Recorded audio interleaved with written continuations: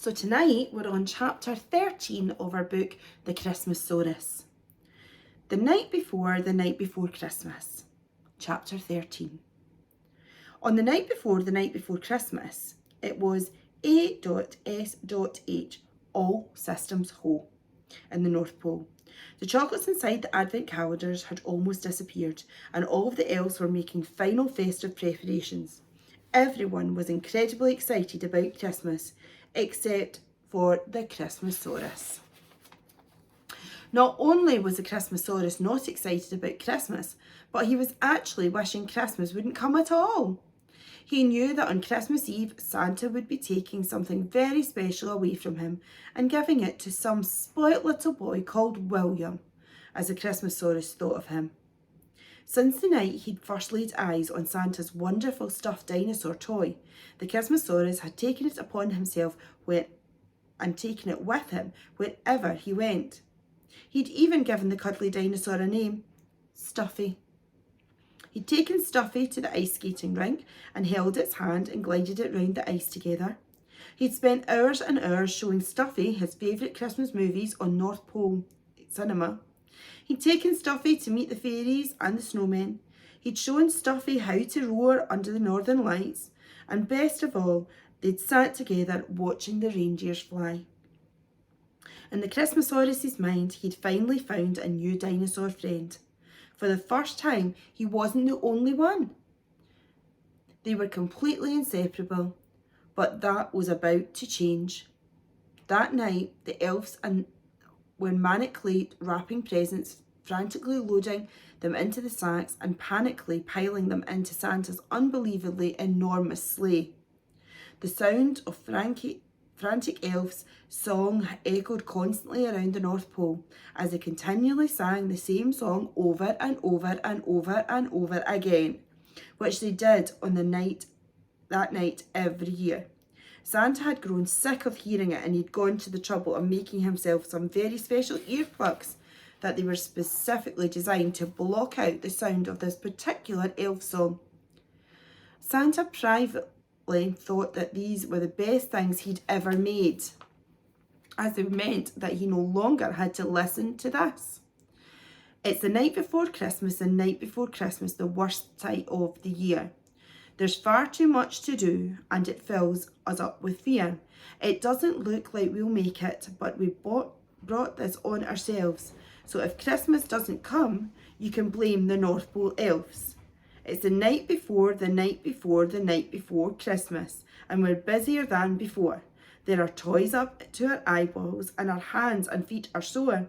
But you don't hear us complaining. We sing our troubles away, whilst harnessing up the reindeer to still not ready sleigh. It's the night before Christmas. No time to toilet breaks, and we've got microscopic fingers, so we might make some mistakes. But as long as the job gets finished and Santa gets on his way, we'll be happier than the kiddies getting toys on Christmas Day. Those are just 3 of the 38 verses of that song that Santa's elves wailed out at the top of their voices. It was quite unpleasant enough to have to sit through the entire thing once, let alone repeatedly until the job was finished.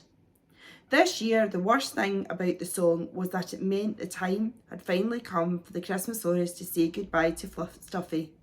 Sprout and Snozzlechump came to collect it.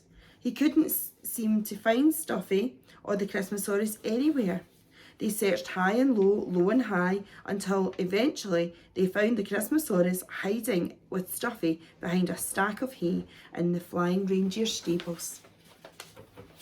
The Christmasaurus let out a soft, sad roar, and a large, dino-sized teardrop formed and froze on his scaly cheek as the elf slid his stuffed friend out from the hay hiding place.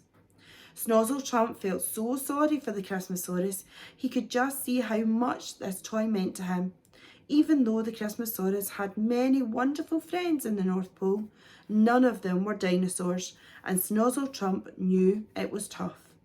I'm so sorry, Christmasaurus. It's time to say goodbye. I'm going somewhere special. There's no need for you to cry. It'll be loved and cherished, but the way it was by you. But the little boy called William needs a friend more than you do, whispered Simpletrove as he patted and stroked the Christmasaurus.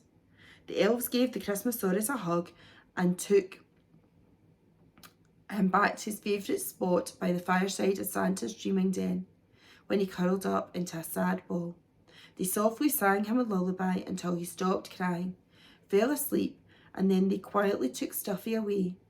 It was swiftly wrapped in spotty paper with a red ribbon, and a tag was tied to it saying, "For William, from Santa." It was then put in a sack and heaved into the sleigh by 4 singing elves, along with thousands and thousands of other sacks. As the night before Christmas went on, the sleigh was piled with more and more and more sacks until they were stacked as high as a house, maybe even higher. If you saw it, you would say to yourself, "That sleigh will never fly." However, the elves had a clever way of fixing that problem. Once the last sack had been heaved onto the sleigh, 50 fat farmer elves climbed up the mountain of the story sacks until they were on top of it. Then they started jumping up and down. It looked as though the elves were having some sort of silly sack summit party high above the sleigh, but under their feet something magical was happening. The sacks were squishing and shrinking down into the back of the sleigh. With each fat elf jump, the sacks squished more and more until, after an hour of jumping, the sleigh looked like it was only had one large bulging sack on its back, which fitted nicely and neatly into the cargo area behind Santa, where Santa soon would sit. The elves cheered and whooped and gave each other high threes as all the preparations were finished. The night before Christmas was nearly over, and all that was left to do now was to get some rest. The elves blew out all the lanterns and candles on the magnificently magical flying reindeer could get some final shut-eye whilst they were harnessed to the sleigh. Everyone lay down on the floor all around the giant sleigh, and in no more than a few seconds fell fast asleep. So I wonder what will happen tomorrow. See you then. Bye.